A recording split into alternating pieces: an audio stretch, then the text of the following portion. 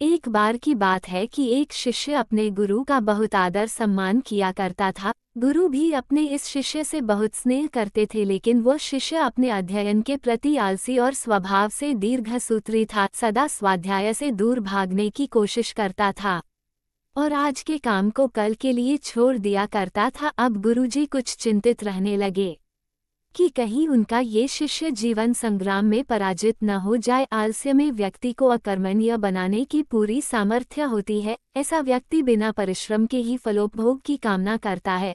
वह शीघ्र निर्णय नहीं ले सकता और यदि ले भी लेता है तो उसे कार्यान्वित नहीं कर पाता। यहाँ तक कि अपने पर्यावरण के प्रति भी सजग नहीं रहता है और न भाग्य द्वारा प्रदत्त सुअवसरों का लाभ उठाने की कला में ही प्रवीण हो पाता है।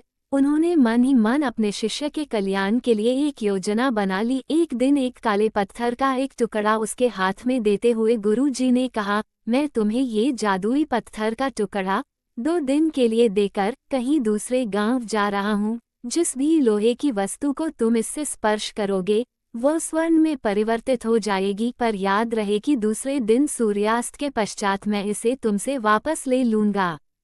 शिष्य इस सुअवसर को पाकर बड़ा प्रसन्न हुआ, लेकिन आलसी होने के कारण उसने अपना पहला दिन ये कल्पना करते करते बिता दिया कि जब उसके पास बहुत सारा स्वर्ण होगा तब वो कितना प्रसन्न, सुखी, समृद्ध और संतुष्ट रहेगा। इतने नौकर चाकर होंगे कि उसे पानी पीने के लिए भी नहीं उठाना पड़ेगा। फिर दूसरे दिन जब वह प्रातःकाल जागा, उसे अच्छी तरह से स्मरण था कि आज स्वर्ण पाने का दूसरा और अंतिम दिन है। उसने मन में पक्का विचार किया कि आज वह गुरुजी द्वारा दिए गए काले पत्थर का लाभ जरूर उठाएगा। उसने निश्चय किया कि वो बाजार से लोहे के बड़े बड़े सामान खरीद कर लाएगा और उन्हें स्वर्ण में परिवर्तित कर देगा। दिन बीतता गया, पर वह इसी सोच में बैठा रहा कि अभी तो बहुत समय है, कभी भी बाजार जाकर सामान लेता आएगा। उसने सोचा कि अब तो दोपहर का भोजन करने के पश्चात ही सामान लेने निकलूंगा। पर भोजन करने के बाद उसे विश्राम करने की आदत थी और उसने बजाय उठ के मेहनत करने के थोड़ी देर आराम करना उचित समझा। पर आलस्य से परिपूर्ण उसका शरीर नींद की गहराइयों में खो गया और जब वो उठा तो सूर्यास्त होने को था।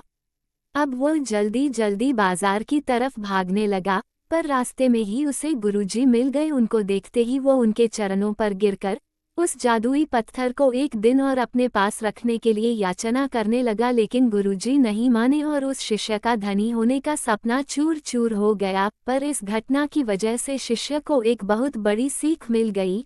उसे अपने आलस्य पर पछतावा होने लगा।